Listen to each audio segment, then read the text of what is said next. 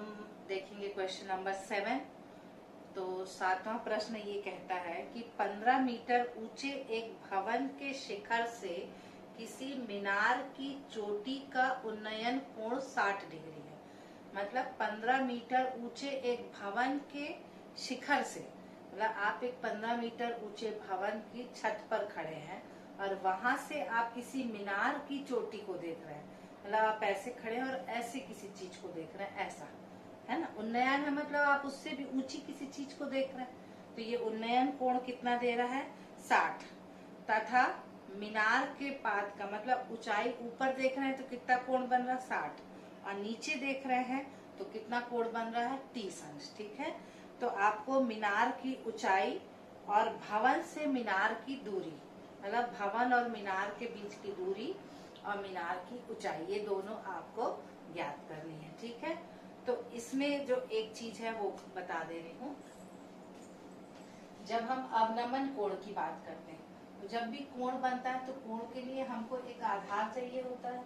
जैसे जब हम उन्नयन कोण बनाते हैं तो ये एक सरल रेखा जो आंख के ऐसे जैसे बनता है, तो आंख की सीध में जो लाइन लगती है ना, तो ये एक रेखा लेते हैं तो ये कोण होता है। ठीक, उसी तरह जब हम ऊपर से नीचे बनाते हैं तो ये बनता है, ये ऐसे आपकी आंख है ना, ये आंख की सीध में एक रेखा रहेगी और ये कोण, तो ये है आपका कितना दिया? मान लो 30 अंश। ठीक, अब यहाँ पर एक रेखा अगर हम सरल खींच दें तो ये दोनों रेखाएं क्या हो गई? आपस में समांतर हो गई ना, या पैरेलल जिसको आप इंग्लिश में बोलेंगे। तो दोनों क्या हो गई? समांतर। और ये क्या हो गई? इसकी तिर्यक रेखा। तिर्यक रेखा हो गई मतलब ये एकांतर कोण आपस में क्या हो गए? बराबर। इंग्लिश में बोलेंगे तो दोनों लाइंस क्या हो गई? पैरेलल। ये इसका हो गया ट्रांसवर्सल, तो अल्टरनेट एंगल्स क्या हो गए? इक्वल हो गए। तो समांतर रेखा में तिर्यक रेखा ये मान लेते हैं और ये एकांतर कोण, इसीलिए जब हम इसका अवनमन कोण लेंगे तो नीचे वाला कोण लेते हैं। तो वो कंफ्यूजन समझ में आया? ये देखो, ये 30 है, ये दोनों रेखा पैरेलल हो गई, ये इसका ट्रांसवर्सल हो गया, तो ये कोण और ये कोण दोनों आपस में क्या हो जाएंगे? बराबर हो जाएंगे। आया समझ में? तो अब क्लियर हुआ। अब जब इसमें मैं अवनमन कोण लूंगी नीचे तो कंफ्यूजन आपको नहीं होगा, क्योंकि ये कोण और ये कोण आपस में क्या होते हैं? बराबर। क्लियर?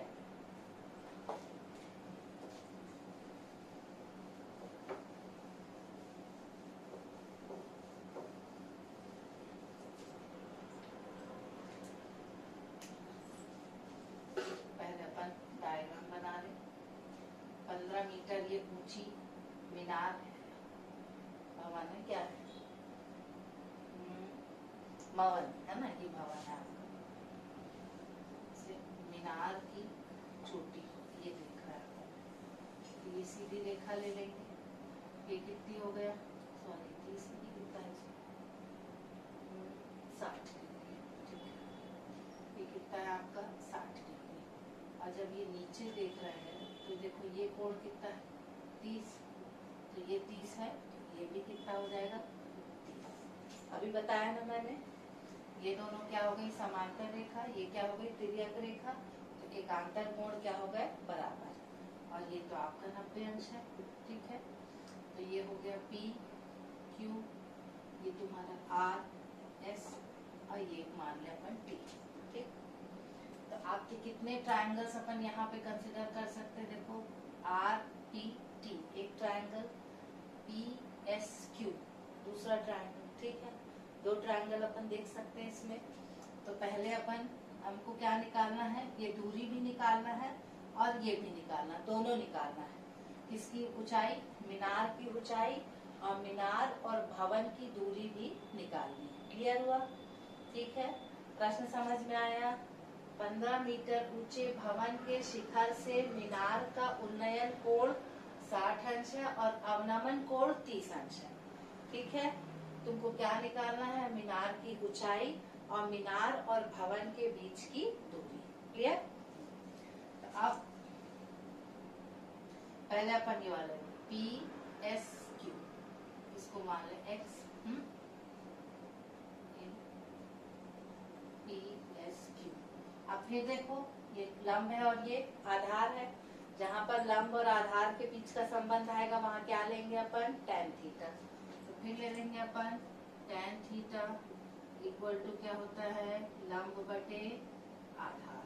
ठीक है, अब लंब किससे निरूपित कर रहे हैं यहाँ पर अपन, पी क्यू, आधार किससे, क्यू एस। ठीक है, थीटा का मान कितना है 30 डिग्री, तो tan 30 डिग्री इक्वल टू लंब कितना है यहाँ पे 15 और क्यू एस कितना है यहाँ x। ठीक, tan 30 का मान कितना है, टेबल में पढ़े हो ना, याद कर लेना क्या होता है, 1/3 बराबर 15/x। ठीक है, अब पक्षांतर कर लेंगे अपन, तो x इधर जाएगा और कर्णी 3 इधर आएगा, तो x बराबर हो जाएगा 15 कर्णी 3। ये किसका हो गया, ये मीनार और भवन के बीच की दूरी। ठीक, निकल गई। अब अपन किस पे आए, आर पी टी, किस पे आए, आर पी टी। ठीक है, अच्छा अब इसमें कुछ चीजें आप देख लो ध्यान से, पी क्यू एस टी, ये क्या है देखो, चतुर्भुज है। ठीक है, ये क्या बोलते हैं अपन, आयत, आयत की तरह है, तो इसमें क्या होता है, सम्मुख भुजाओं का मान क्या होता है, बराबर। ठीक है, अपन इसको लिख सकते हैं पी क्यू एस टी, आयत है ना, तो क्या होगा भाई, सम्मुख भुजाओं का मान क्या रहेगा, बराबर। ठीक है, सम्मुख भुजाओं का मान क्या रहेगा, बराबर।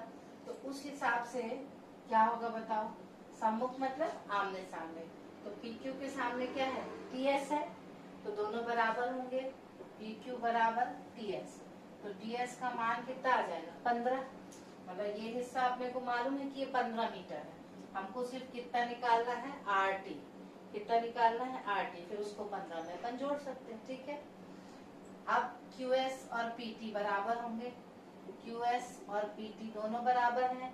QS का मान अभी अपन ने क्या निकाला है, 15 कर्णी 3, तो PT का मान भी कितना निकल जाएगा, 15 कर्णी 3। समझ में आया ये चीज, क्लियर, फिगर से ही दिख रहा है आपको।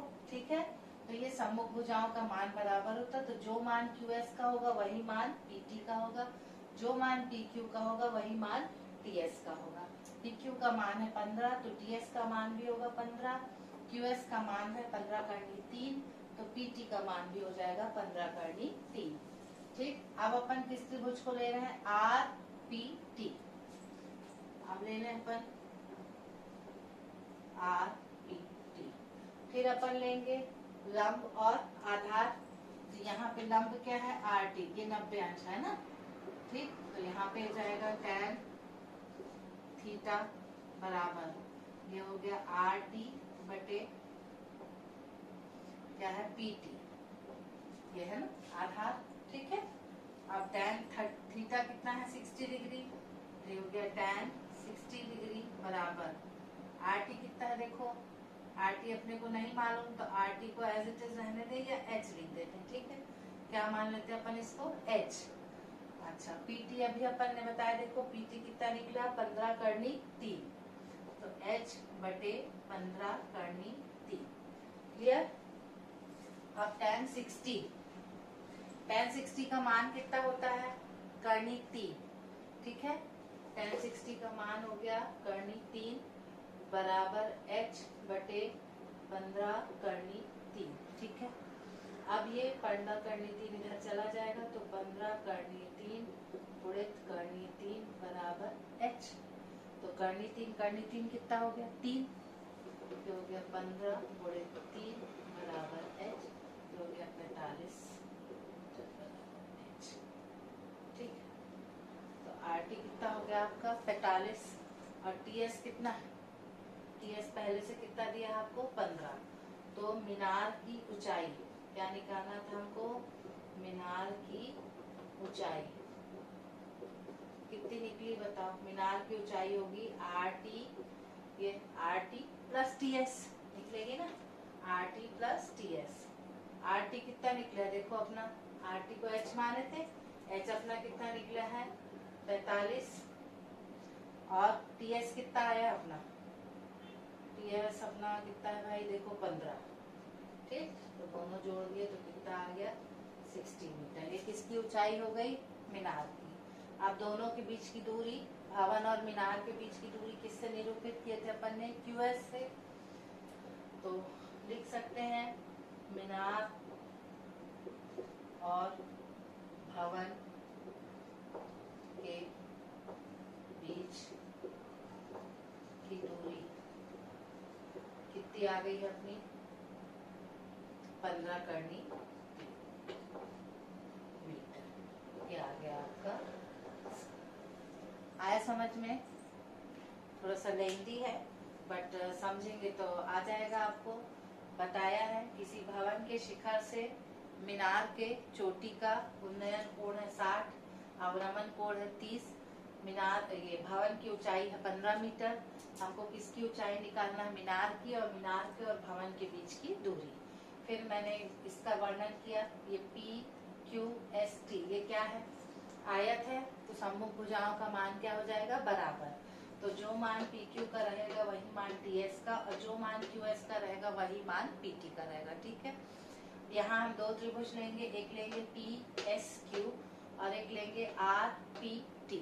ठीक है, तो पहले अपन इस त्रिभुज को लिया अपन ने, तो फिर यहाँ पे देखो लंब और आधार के बीच का संबंध है, तो क्या लेंगे अपन, tan थीटा।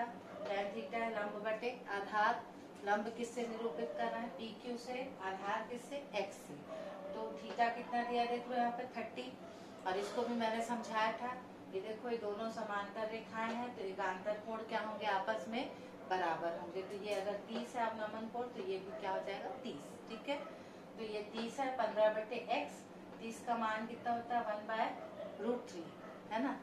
तो करनी 3 इधर चला जाएगा, तो x हो जाएगा 15 करनी 3। अब ये बता चुकी हूँ मैं। अब कौन सा त्रिभुज लेंगे, RPT अपन लेंगे, तो यहाँ पर भी tan थीटा हो जाएगा, RT माने लंब और PT मतलब आधार। PT और QS का मान बराबर है, QS का मान अपन ने निकाला कितना, 15 करनी 3, ये निकल जाएगा। tan 60 का मान कितना है, करनी 3, पक्षांतर करेंगे तो 15 करनी 3 गुणित करनी 3, करनी 3 गुणित करनी 3 क्या होता है 3। अभी थोड़ी देर पहले मैंने आप लोग को एक्सप्लेन किया, तो h हो गया 45 मीटर। ठीक है, तो मीनार की कुल ऊंचाई क्या होगी, ये RT और TS मिलाकर होगी। RT अपना क्या निकला है 45, TS कितना दिया 15, दोनों को जोड़े तो 60 मीटर क्या हो गई मीनार की ऊंचाई, और मीनार और भवन के बीच की दूरी क्या हो गई 15 करनी 3। तो ये हो गया आपका क्वेश्चन नंबर 7। ठीक है।